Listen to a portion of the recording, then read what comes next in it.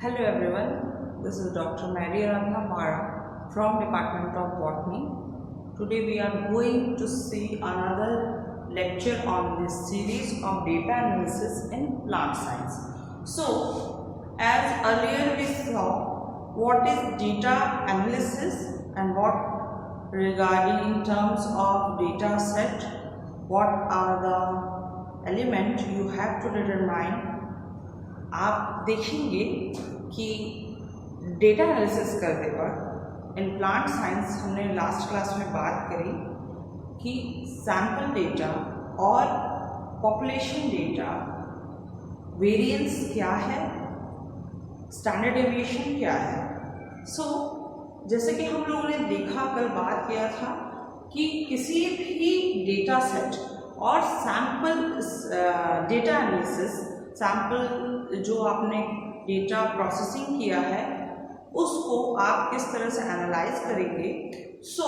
उसमें आपके common measurements क्या है, दैट इज हमने देखा था coefficient, variance and standard deviation.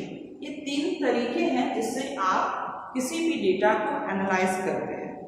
कल हमने ये बात करी थी स्टैंडर्ड डेविएशन और वेरिएंस की कि कभी डेटा सेट में जो वेरिएंस डिफरेंस आता है, दैट इज वेरिएंस, जो उनका square root of that variance is standard deviation.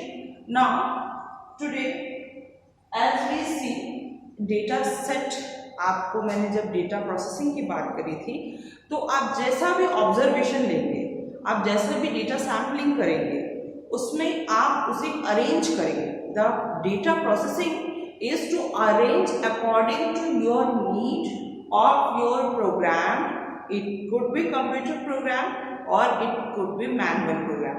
जैसा हम अब जब डाइवर्सिटी की बात करते हैं तो जब हम इंडाइसेस निकालते हैं रिचनेस देखने के लिए, फ्रीक्वेंसी, डेंसिटी, पॉपुलेशन की, जैसा मैंने आपको एग्जांपल्स दिए हैं। प्लांट पॉपुलेशन की आप बात करेंगे, आप 50 एकड़ का आपका प्लांट पॉपुलेशन है, आप इकोसिस्टम का एनवायरनमेंट के ऊपर रिसर्च कर रहे हैं, बट द डेटा सेट और the sampling area is limited and you have to find out the corresponding sampling so that you have to produce relation between the whole population and your sample area.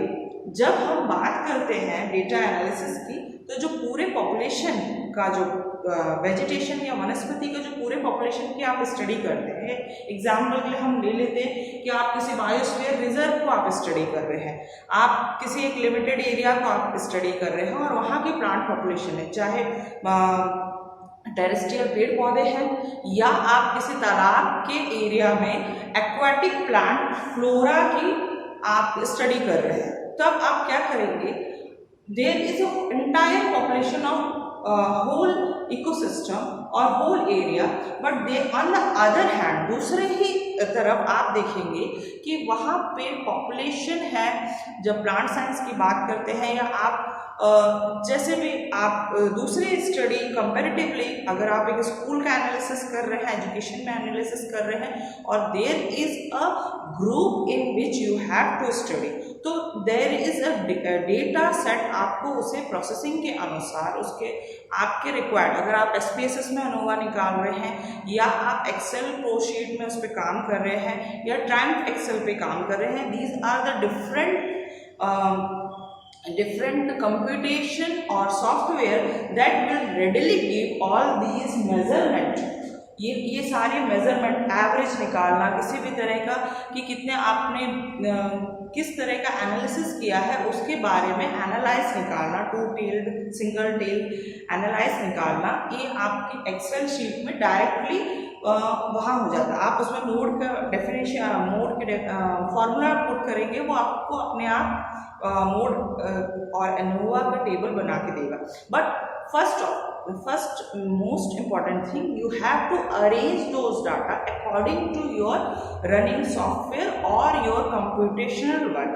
जैसे कि हम plant science में अगर हम frequency निकालते हैं या हम पौधों की पॉपुलेशन की इंक्वायरी करते हैं मैंने जैसे कि बताया कि आप 100 एकड़ का या बायोडाइवर्सिटी का एक 50 एकड़ का प्लॉट है, और लेकिन आपको अपने सैंपल सेट आप पूरे 50 एकड़ में कोई भी स्टूडेंट या स्कॉलर काम नहीं कर सकता, तो उसके पास अपना रैंडम सैम्पलिंग के अकॉर्डिंग रैंडम और सिस्टमैटिक और लेयर और जो भी कोटा सिस्टम और different type of sampling pattern के अनुसार उसके पास कुछ डेटा है। उसने 10 एकड़ या 10 मीटर के क्वाड्रेट 10 क्वाड्रेट लगा लिए या 7 क्वाड्रेट लगा लिए, तो अब उसे वो क्या करेगा, उसे अरेंज करेगा। आपके अगर वो SPSS में आप उसको फॉर्मुलेशन करना चाहते हैं या आप उसे एक्सेल शीट में उसका एनालिसिस करना चाहते हैं, तो आप उसके अकॉर्डिंग उसे उस फिगर एंड फैक्ट्स को पुट करेंगे। ओके, देन हम एक चीज का बात का ध्यान रखेंगे कि जो भी आपके डेटा सेट है, ठीक है, चाहे वो फैक्ट्स फिगर में है, उसे आप लोअर स्मॉलर टू असेंडिंग और डिसेंडिंग ऑर्डर में आप उसको अरेंज करेंगे। तो अगर एग्जाम्पल के लिए अगर आप एक पॉन्ड पे साइनोबैक्टीरिया का आप कलेक्शन कर रहे हैं, different type of variety of cyanobacteria, ठीक है, उसकी आप सेल लेंथ देख रहे हैं, किसी की 7 इंच है, किसी की 20 इंच की 20 सेंटीमीटर का उसका लंबाई है। ओके, एक एग्जाम्पल लेते हैं कि हमें एक पॉन्ड से साइनोबैक्टीरिया मिला, that is Scytonema, and there are Scytonema, Spirogyra and different type of cyanobacteria, Nostoc, Anabaena. आपने ये अलग अलग स्पीशीज के 7 या 8 प्रजातियों के साइनोबैक्टीरिया आपने कलेक्ट किए। अब सबसे फर्स्ट फेज आता है कि उनकी हम जब स्टैटिस्टिक प्लांट बॉटनी में कहाँ पे हम हायर प्लांट्स में उसके पॉपुलेशन को काउंट कर सकते हैं, फ्रीक्वेंसी, डेंसिटी और अबेंडेंस देख के कि पौधे कितनी मात्रा में किस जगह पे कितने मात्रा में उसके डाइवर्सिटी है या उनकी डेंसिटी है, या फिर आप माइक्रोबियल कॉलोनी काउंट करते हैं, तो भी आपको उनके फैक्ट्स एंड फिगर नोट करना है कि आपको एक पेट्री प्लेट में कितनी कॉलोनीज मिली। और जैसा कि मैंने एग्जाम्पल बताया, आपने साइनोबैक्टीरिया पे वर्क किया और साइनोबैक्टीरिया की आपने 7 या 8 प्रजातियों को कलेक्ट किया। Okay, you collected a variety of different species of cyanobacteria. It could be nostoc, anabina, spirulina or anything. So first आप उसके मॉर्फोलॉजिकल स्ट्रक्चर पे अगर आप काम करते हैं, जैसे आपको लगता है कि आपके डेटा एनालिसिस कहाँ फिट होगा, तो this is the example, you will see the morphology 7 centimetre 20 centimetre, इस तरह से मैंने एक डेटा सेट बनाया है। There are 1 2 3 4 5 6 7 output of your measurement. आपके एक मेजरमेंट है, डेटा सेट है 7 सेंटीमीटर 11 सेंटीमीटर, जैसे नॉनस्टॉप का 11 सेंटीमीटर हो गया, फिर 15 centimetre 20 centimetre 20 millimetre and 28 millimetre. या फिर आप कैमरा लूसीडा से किसी सेल का आप जब मॉर्फोलॉजिकली उसको ऑब्जर्व करते हैं तो उसको माइक्रॉन्स में गिनते हैं, तो the computer will not see the unit but it will collect your data set 20 30। ये आपको ध्यान में रखना है कि आप x और y एक्सिस पे क्या डाल रहे हैं। जैसे कि आप कंप्यूटेशन में या SPSS की क्लासेस में पढ़ रहे होंगे, so I am here to those thing SPSS और डेटा एक्सेल आप उसे अपने प्लांट साइंस में या अपने स्टडी में उसे कैसे कॉर्पोरेट करेंगे। अगर आपने इथनोबॉटनिकल सर्वे या किसी तरह का मैनुअल सर्वे किया है, आपने इंसानों से पूछा है कि कितनी तरह की जड़ी बूटी काम पे आती है, तो आपने राजनांदगांव से 10 जड़ी बूटी ले ली, रायगढ़ से 10 जड़ी बूटी कॉमन हो गई, तो इस तरह से आप क्या करेंगे, डेटा कलेक्शन करेंगे किसी भी तरह के और उसको डेटा सेट को अरेंज करेंगे। First of it should be on mostly smaller to bigger arrangement. जो नंबर भी होते हैं 7 से लेकर 28 तक, जैसे कि यहाँ देख सकते हैं, वैसे ही smaller to higher ascending order पे हम उसे अरेंज करेंगे। After that we will see you have to arrange the data set and then हमें इसका median means middle part of this data set, जहाँ यहाँ पे हम देखेंगे कि हमने डेटा सेट में 7 वैल्यूज लिया है, 7 11 11 15 2028. All these are the microscopic observation of cyanobacteria. ये जो हम डेटा सेट बना रहे हैं ये एक माइक्रोस्कोपिक ऑब्जर्वेशन है, सो that you will get a idea कि हम जो भी स्टडी रिसर्च में कर रहे हैं उसे आप स्टैटिस्टिकली कैसे एनालाइज करेंगे। जो हम कॉमनली क्लासेस में पढ़ रहे हैं उसे आप अपने बॉटनिकल या प्लांट साइंस या एग्रीकल्चर साइंस में कैसे लेंगे, चाहे वो सॉइल का डेटा सेट हो या आपके वेजिटेशन का डेटा सेट हो या माइक्रोबियल माइक्रोस्कोप में जो एरिया आपने ऑब्जर्वेशन लिया है उसका आप किसी तरह का एनालिसिस करना चाहते हैं, आप उसको ग्राफ और पिक्टोरियल रिप्रेजेंटेशन ऑर्डिनेंस दिखाना चाहते हैं, तो आप क्या करेंगे, इस तरह के ऑब्जर्वेशन को आप उसे डेटा फैक्ट्स को आप कलेक्ट करके उसे डेटा फॉर्म में डेटा सेट बना के उसको अरेंज करेंगे। And then nowadays most of the software use readily, all you have to put all these data, you will get a mean, median, mode, range क्या है। जैसा कि मैंने एक एल्टीट्यूड पे वर्क किया था कि कितने एल्टीट्यूड पे ब्रायोफाइट ग्रो करते हैं, तो मुझे अमरकंटक बायोस्फीयर रिजर्व में हाईएस्ट एल्टीट्यूड जो छत्तीसगढ़ का है वो है above than 1000 meters from sea level। तो जो मीडियम जो रेंज था, ओके, एक एग्जाम्पल मैं मीडियन का दे रही हूँ, तो छत्तीसगढ़ की जो एक कॉमन सी लेवल से जो हाइट है वो है अराउंड 230 फीट, तो और जो हाईएस्ट पीक है दंतेवाड़ा या अमरकंटक का वो है around 1000 feet.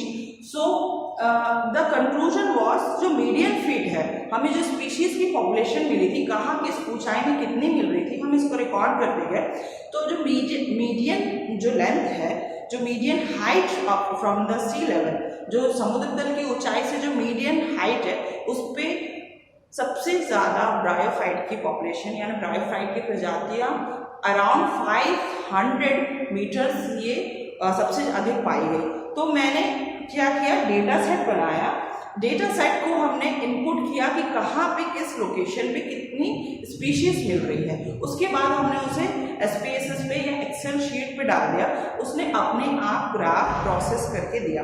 So I here to tell you about how you will use your data or your progressive data facts in your analysis। आप जो भी डेटा आप बनाते हैं आप उसे अपने थीसिस में इनकॉर्पोरेट कर सकते हैं। It is up to you, you want ANOVA, you want regression, you want correlation in your study. कभी कभी क्या होता है, जैसे नल हाइपोथेसिस की हमने बात करी, हाइपोथेसिस फॉर्मुलेशन करते हैं हम कि ये whether it is accepted. So before doing your work, if I want to do an altitudinal variation of plant or lower plant or pteridophyte, bryophyte, तो मुझे पहले से ही पता था कि कहीं पे पौधे ज़्यादा मिलेंगे, कहीं पे पौधे कम मिलेंगे, but I have to analyse कि कहाँ पे पौधे ज़्यादा मिलेंगे और कहाँ पे कम मिलेंगे। सो this will comes after the research work. लेकिन मुझे ये आउटपुट पता है, जब आप पेपर ज़्यादा पढ़ेंगे तो आपको ये बात अपने आप पता चल जाएगी कि there should be population more of this thing और दैट थिंग। जब हम मॉर्फोलॉजी, जैसे मैं यहाँ एग्जाम्पल साइनोबैक्टीरिया का माइक्रोस्कोपिक ऑब्जर्वेशन देख रही हूँ, तो आपको माइक्रोस्कोपिक ऑब्जर्वेशन में क्या पैटर्न है वो किसी एक तरफ हायर, जब आप ग्राफ ऑर्डिनेंस ग्राफ जब निकालता है SPSS के थ्रू, कोवेरिएशन यानी उसकी लेंथ और उसकी पॉपुलेशन में अगर आप दो तरह के ग्राफ डाल रहे हैं तो उसमें कोरिलेशन दिखाएगा। Why we are not using variance but we are using correlation, और हमारे दो चीज़ों में जब कोई दो आउटपुट डेटा सेट में किसी तरह का रिलेशन देखना हो तो हम उसे कोरिलेशन यूज़ करते हैं, और most of the time we use to tell correlation.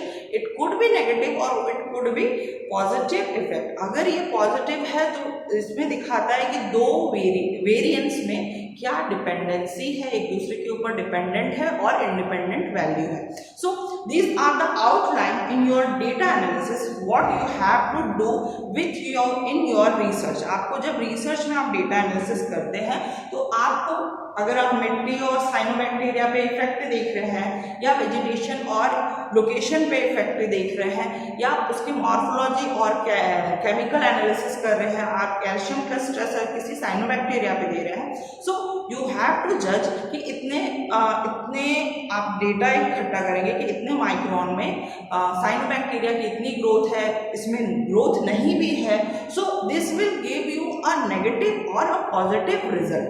So these observation microscopic, whether it is a manual or it is observational data, you have to put in your study. So first three things is most important, that is median, mode, range. So this from a simple example I am going to explain. In these 7 data set, the median is in between some number, that is यहाँ 7 number है, 7 number के बीच में जो सबसे middle portion पे है, इसका formula भी है बट मैं एक सिंपल लैंग्वेज में बता रही हूँ, मिडिल पोर्शन है, that will be your median. Okay, मैंने जैसा आपको हाइट के बारे में बताया, सबसे हाईएस्ट पीक जो था एल्टीट्यूड का वो 1000 मीटर पे था, तो जो मिडिल पोर्शन है exact from the middle, it will be counted from the median formula, but जो उसका आधा मार्क है 500 समथिंग 595 जो कंप्यूटर ने निकाल के दिया वैल्यू, तो उसी तरह से यहाँ पे जो 7 डेटा सेट है इसका सबसे मिडिल पार्ट कौन सा है, तो दिस विल बी द 15. इसमें 7 डेटा सेट है, 15 is the middle number, so this the median is 15. तो जब भी आप जैसे साइनोबैक्टीरिया की हमने लेंथ काउंट करी, आपने 7 अलग अलग स्पीशीज का साइनोबैक्टीरिया दिया, तो आप वहां पे जब लिखेंगे, रिपोर्ट करेंगे कि मुझे 7 डिफरेंट टाइप की वैरायटी ऑफ साइनोबैक्टीरिया मिला, but the average length of the cyanobacteria is 15 micron. जो ये कैसे पता चलेगा आपको, इसके मीडियन और कैलकुलेशन से ये बात पता चलेगी.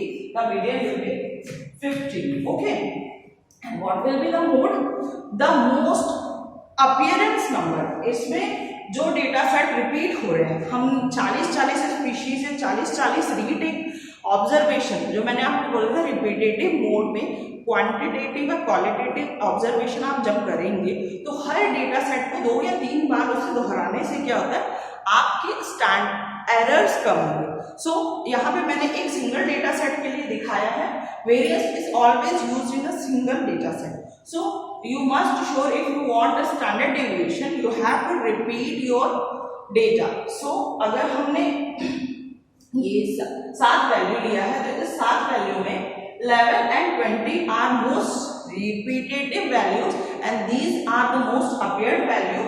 So these are the mode, that is 11 and 20. And then range, हम अगर altitude की बात करते हैं, एग्जाम्पल के लिए हम altitude की बात करते हैं. So altitude is in Chhattisgarh we have about 1100 meters from the sea level to 200 meters from the sea level. There are different of altitude. What is the range between them? तो मैंने 20 location choose किए, 20 में से कितना range है, जितने बार मैंने collection किया उसे हम कहते हैं range. Range is not from initial to final. So how will you define the biggest or the largest your observed value from the smallest? जो पहला और छोटा पीक है, पीक और सबसे लोवेस्ट पॉइंट उसे हटा दिया जाए तो बीच में जितना भी ऑब्जर्वेशन है, these are called range. Okay, so here in this particular example 7, 11, 11, 15, 20, 20, 20, the range will be biggest minus the smallest, that is 28 minus 7 equal to 21. The range will be 21. तो अगर मैं इस पर्टिकुलर एग्जाम्पल की बात करती हूँ कि साइनोबैक्टीरिया के लेंथ में या आपको जो भी ऑब्जर्वेशन है, आप उसमें बोलेंगे कि मैंने इस क्लास इंटरवल में बच्चों को बैठाया, मेरे ऑब्जर्वेशन में एग्जाम्पल के लिए 9 साल के भी बच्चे थे, 35 साल के भी लड़के थे, 16 साल के लड़के थे, क्या था, तो आप इस रेंज को कैलकुलेटिव मेथड में कैसे शो करेंगे, the biggest minus the lowest term and in between the collective data is called range. तो आप इस तरह से क्या करेंगे, जो कैलकुलेटिव आइडिया, ये कैलकुलेटिव रिजल्ट है, उसको आप इंटरफ्रेंस में या जब भी आप रिपोर्ट बनाएंगे या किसी भी तरह का आप पेपर लिखेंगे, तो उसे आप ऑब्जर्वेशन में लिखेंगे कि मुझे इतनी वैरायटी ऑफ साइनोबैक्टीरिया मिले, या अगर आप पॉपुलेशन की बात कर रहे हैं तो I have taken this number of population and the range of the different type of age was 1 to 35 या 1 to 34, ठीक है, हाईएस्ट को छोड़ के 34 मैंने 10 साल से 35 साल के बीच के लोगों का रेंज लिया था। सो इस तरह से आप क्या करेंगे, डेटा को आप अपने अकॉर्डिंग, अपने रिजल्ट के अकॉर्डिंग उसे फॉर्मुलेशन देंगे, but your data set will be revolve around these thing. हम मीन मीडियन मोड क्यों पढ़ते हैं, आपका जो भी डेटा है उसको वैलिडेट करने के लिए कि हाँ हमने जो काम किया था उनमें ये चीजें आउटकम निकली। इन चीजों का स्वरूप अलग अलग स्टैटिस्टिकल एनालिसिस के अकॉर्डिंग बदल जाता है, but during your course work you have to understand that if you study और you will manually when you understand these logic, आप जब लिखित एक एक लॉजिक और एक एक बेसिक एग्जाम्पल्स को आप अंडरस्टैंड करेंगे, तब when you will do all this computational methodology, तो ये आपके लिए इजी हो जाएगा कि आप SPSS से क्या ड्रॉ कर रहे हैं, कैसे ड्रॉ कर रहे हैं, why P is a significance and why P is not significant. So in next class we will see what is the significance value and how these range and mean or data variance will see to test your hypothesis. How this hypothesis will be tested through two-tailed or one-tailed, द्विपक्षीय जिसे बोलते हैं, one tell और दो tell के द्वारा आपके hypothesis को या आपका जो भी आपने प्रॉब्लम का सॉल्यूशन दिया है, कथित प्रॉब्लम का जो सॉल्यूशन आप अपने थीसिस में प्रेजेंट कर रहे हैं, वो आपके रिसर्च को किस तरह से वैलिडेट करता है, किस तरह से टेस्ट करता है। There are common test, T test, but we will not go for the test, we will see one tail and two tail test क्या होते हैं, सिग्निफिकेंस वैल्यू आपकी क्या होती है, और आप अपने रिपोर्ट में या जो भी आप सैंपल ऑब्जर्वेशन करते हैं उसे कैसे लिखेंगे। So moving to this again, this will data variation से मीन निकलता है, मीन से फिर आपका स्टैंडर्ड डेविएशन निकलता है, standard deviation will be the S and sample variation will be the S square. Okay, so कल मैंने इसी क्लास पे ये बात खत्म करी थी, S square sample variation between the sample size what you are studying and आप उसके according sample variation क्या होती है, according to this formula the sum of sample size and the mean sum, जो हमारा mean sum है divided by your sample size. So these are the different formula you have to put, but my concern is कि आप data set कैसे बनाते हैं और data set आपके रिसर्च में या डेटा एनालिसिस आपके वर्क में किस तरह से आउटपुट देता है। So if you have any query you must go through the formulation. मैंने इस एग्जाम्पल से आपको फॉर्मूला विदाउट फॉर्मूला मैंने नॉर्मल लैंग्वेज में मीन मीडियन मोड का आपके ऑब्जर्वेशन पे किस तरह से इफेक्ट है मैंने ये बताने की कोशिश की है। Thank you for this class and we will see you in next class. Thank you.